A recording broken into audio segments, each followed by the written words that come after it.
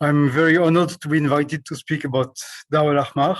And I mean, it's a good transition from highly technological laser scanning equipment that was presented.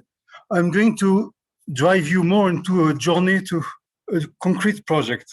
So as a practitioner, I've been involved into the Cairo project during 7 years and then later on also. And I would like first maybe to introduce, I will share my screen, introduce you for whom I work. So just a moment. Yes. Is it fine or not? I need to be. It's perfect. Thank you. It's perfect. It works? Yes, it's working. Yes. It's working. Okay, good. Perfect. Maybe it's not full screen, huh?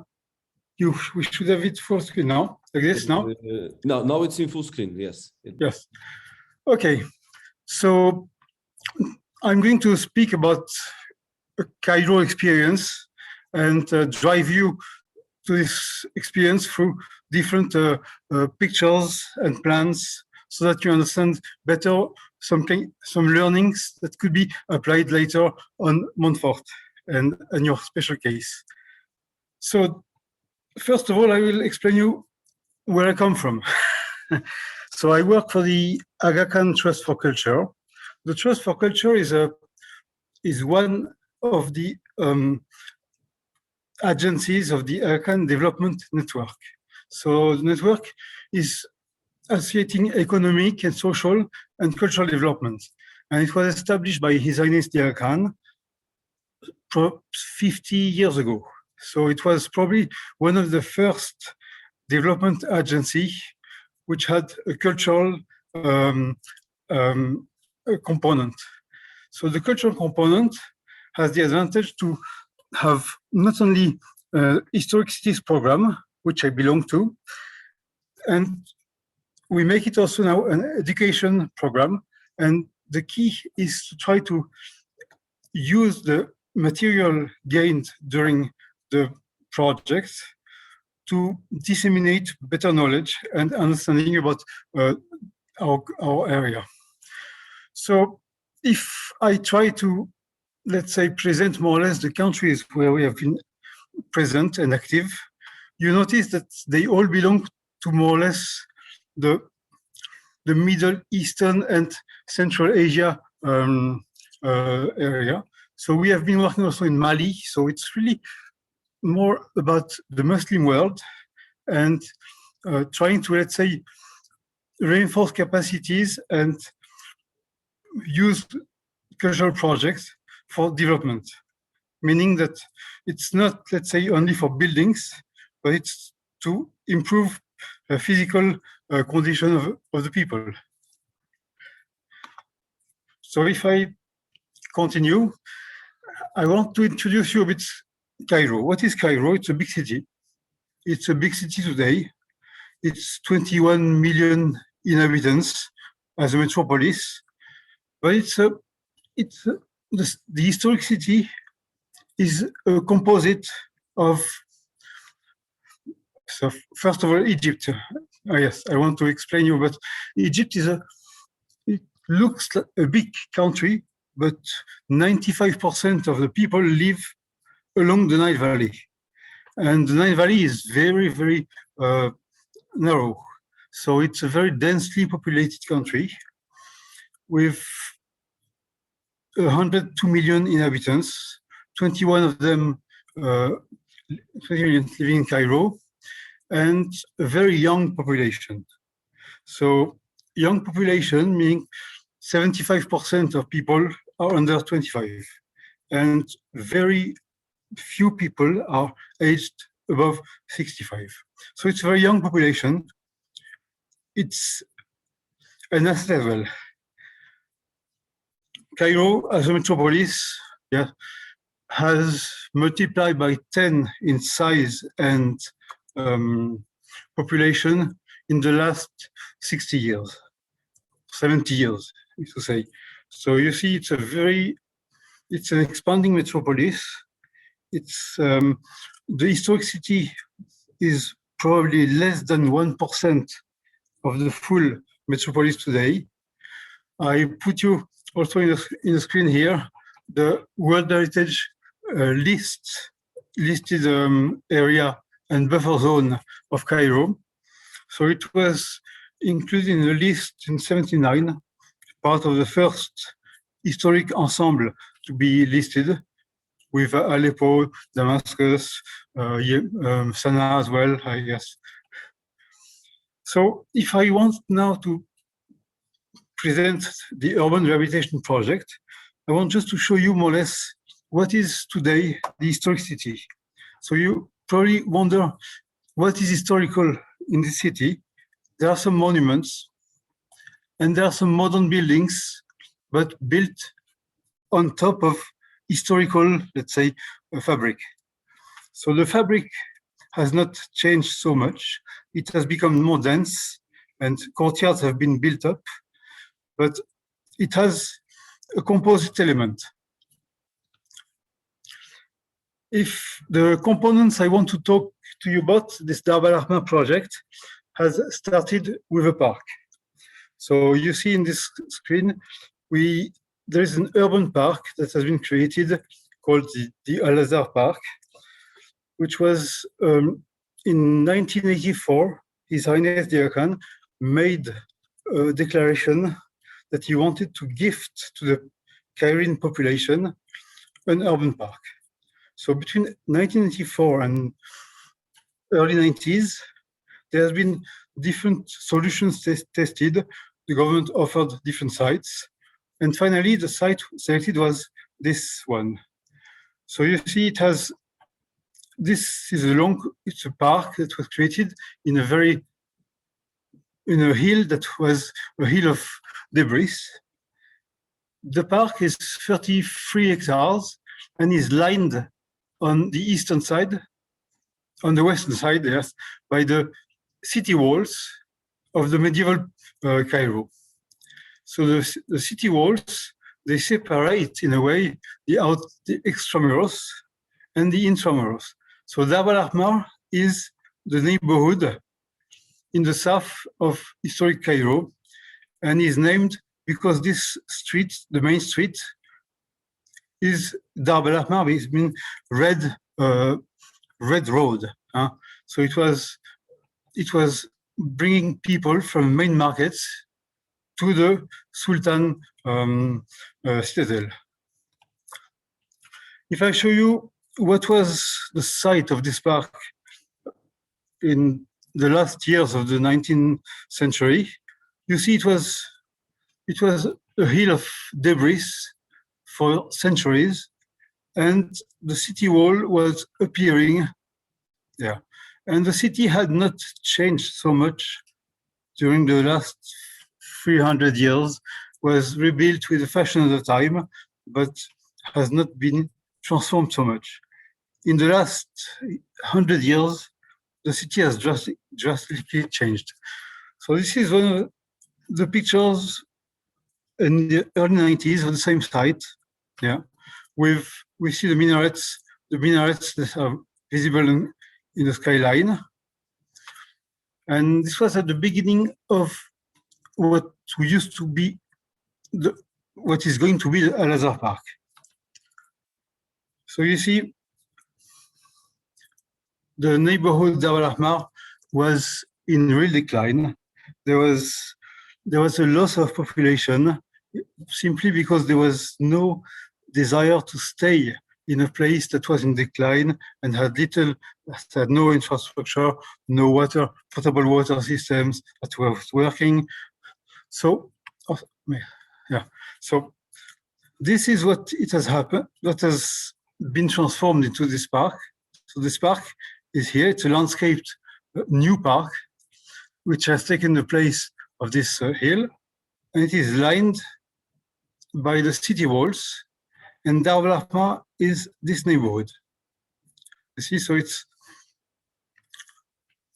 so why is the park interesting to overlook the old city? Simply because the park hills provide a balcony over the city, and has been, let's say, an entry point to invest in the old city. You see here, people walking in the park, they have a balcony over the city. In the far west, you could see the pyramids sometimes by good weather. So these are the main skyline of historic Cairo. And young people gather in this park also to take advantage of the sunset on the western slopes, and they go and wander inside Dar al-Ahmar from time to time. So if I want to introduce some elements of discussion for an urban rehabilitation project, first of all is the participatory meeting with community. This is one thing that has become a key element in decision-making to make sure that residents and small businesses they are empowered and they own the projects. So you do not know exactly when and how projects will materialize, but what you must make sure is that they belong to the people. And the people, they live in sometimes very vulnerable conditions. If you look at this statistics, you notice that in 2003, when we made the first baseline survey, a good number of people was living with only spending money on food and very little on education and health. So they did not even pay a rental. They were, let's say, living in very simple conditions, which in a way gave the opportunity to think about, let's say, what can we do for those people together with building rehabilitation. And so that was probably the main driver for our project. It was to not only rehabilitate buildings, but improve living conditions. And so it was, I'm going to show some pictures before, after. It's a housing, access to credit, health, access to education, because most people have never been to a doctor. They have never been educated. They never learned basic skills. And most of the, let's say, infrastructure was in bad condition. So first of all, a baseline survey. So interviews to understand who are the people and what are their problems. So first of all, it came about household income, monthly income. So people declare what they earn. They never declare the full truth. But when you look at periodic review, you understand the trend. So we have noticed that in 5-6 years, let's say the project and the investment we made together with other donors was paying, because the level of, let's say, low-income people was decreasing. Oh, sorry. Same principle is about the percentage of food expense. So between 2003 and 2009, so you notice that, the level of poverty marked by high food expenses is decreasing. If I speak now about the building rehabilitation project, the first element to acquire knowledge is to look at the archives, and especially the iconography. And sourcing historical documents is sometimes the key to get a good knowledge of and know what is old, what is not old. So you realize that, you see, when thinking about minarets, this minaret has lost its upper part in 1884 after an earthquake, but this picture shows it still intact. Same thing for this minaret, which has lost the upper part, and we can understand from this picture how was the building made of. Another important element, I mean, today we spoke about laser scanning. We do also laser scan today those buildings, but it started from very simple surveys.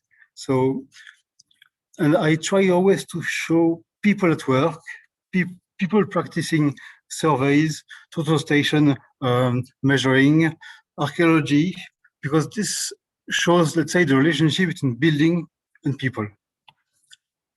And of course, you reach the classical surveys of existing condition, and after you have completed the conservation, you develop as-built documentation. So it's a very classical way of doing line drawing and acquire knowledge. And it also leads to analyze better the buildings. And analyzing them is not only, let's say, for the pleasure of understanding them, it's simply also how to restore them, how to make sure that, I mean, you respect the materiality. And in the case of this reconstruction, I mean, there was a wish to reconstruct the upper part of a minaret in Sultan Shaban Mosque.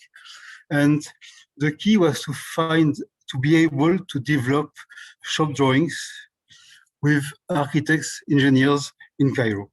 And that was the first key, was to try to come up with drawings. Once you get drawings, it's not enough. Then you need to implement. And implementing projects mean finding good craftsmen, finding good people with knowledge and know-how. And this is more or less where a country like Egypt has a lot of assets.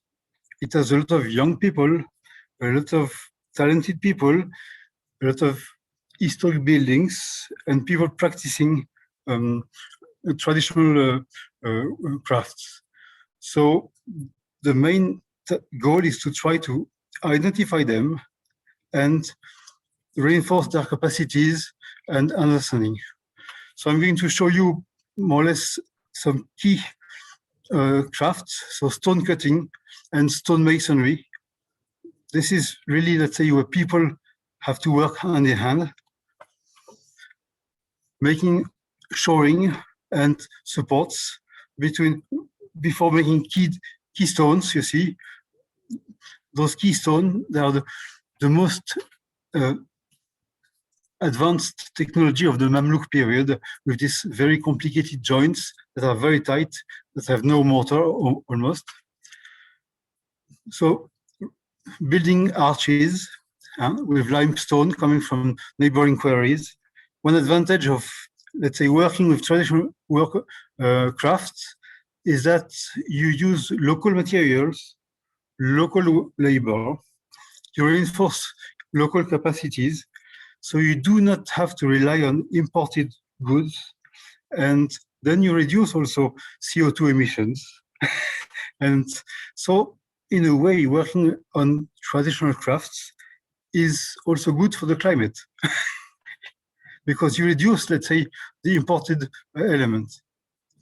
So you see, in this case, knowledge, I mean, dismantling a roof and being able to do again a shoring to reconstruct the roof was an achievement for the team. So reinforcing capacities is also a key in woodwork, because woodwork is a very advanced know-how in Egypt, but needs, let's say, a demand. The offer follows the demand and needs to be, let's say, reinforced. So an example of carpentry, creating a bulb for onion shape bulb for the minaret was also an element of challenge for the local carpenters. And covering it with lead sheets is something that people knew how to do. You could find people, but they had to be, let's say, better, let's say, exposed to more knowledge. And one of the key assets in Cairo are the Gibson stained glass. So people, I mean, we have always, in Europe, you use, let's say, stained glass on lead, but in Yemen, in Egypt, also in Morocco, most of, let's say, the decorative elements are carved into gypsum plates. And this is a craftsman who specializes in this. And you see more or less the stucco also. And one thing that has always been an important element is finding a way to introduce new practice, new conservation method, because you could find local craftsmen for traditional crafts, but conservation requires also modern technology, injections, stone cleaning. You see, stone cleaning using micro sandblasting in some areas. Others require poultices, so paper pulp poultices with ammonium bicarbonate to try to let's say, reduce the risk of removing, let's say, the colored areas. And an important element is also bringing young people into activities that they had never been able to imagine before. So you see, repointing in a medieval ceiling in Hayabek complex was a way, let's say, to start a new activity. An important element is also ensuring gender equity. Gender equity in a building site is always a challenge, simply because, most workers are men, but when it comes to conservation, you can introduce women to work. And this is what we have done, for example, on fine conservation for wood, for stone inscriptions. Women have been always very delicate and dedicated. Like here, it's a protection of a marble flooring in Tarabai Sabil. So it's teamwork, you see, between men and women working hand in hand. This is how to, let's say, preserve metal grills in Sultan Shaban. So applying microcrystalline wax under heating is a way, let's say, to preserve them for long term. If I come back a little bit, I zoom out to look at some macro element on Dar el Ahmar. I could say that one of the important elements between the park and the neighborhood was to reopen gates that had been, let's say, abandoned in the past. So if we use the park here as an attraction for visitors, visitors can reuse historic gates, Barkia, Bahouk, Luzir, and another one on the north, to go and visit Dar el Ahmar. And this takes place easily and very often. We have developed some brochures, signage, and interpretation center and itineraries, so that people can, let's say, get to understand better the neighborhood buildings, the crafts, and also the small businesses, coffee shops, and activities. So this is, and of course, I mean, this means that we tried, let's say, to improve the open space in the urban fabric. An example is this in Aslam Square, in front of Aslam Mosque. This is Aslam Mosque, you see. It's a medieval 1368 mosque that we have restored between 2006 and 2009. And following the restoration, we organized, let's say, a street paving and where it used to be a car park, it was a car park. So we organized street paving so that people can have better access to the public space and they can enjoy, because the public space, as was said by Professor Mohamed Gamal, that public space in Egypt is really part of the, let's say, where people gather and communicate. And very often, why people didn't want to live in those areas, simply because the sewage system did not work. And so rehabilitating the sewage, potable water, electricity was one of the main objectives of improving the quality of life of people. And it's sometimes very costly, very complicated, because you have to, let's say, dig in each street, and then you do, the opportunity is that, I mean, you can repave. So you can repave the streets so that people can enjoy again having good open space. Another important element was the housing rehabilitation. So housing rehabilitation was mainly implemented along the historic city wall, because some houses were sitting on top of the wall and were leaking and were creating trouble in the building. So this is an example of, let's say, a house that was really sitting on top of the historic wall and had some bathrooms leaking and some kitchens leaking. So there was a solution, let's say, to restore those houses, to maintain them outside of the city wall.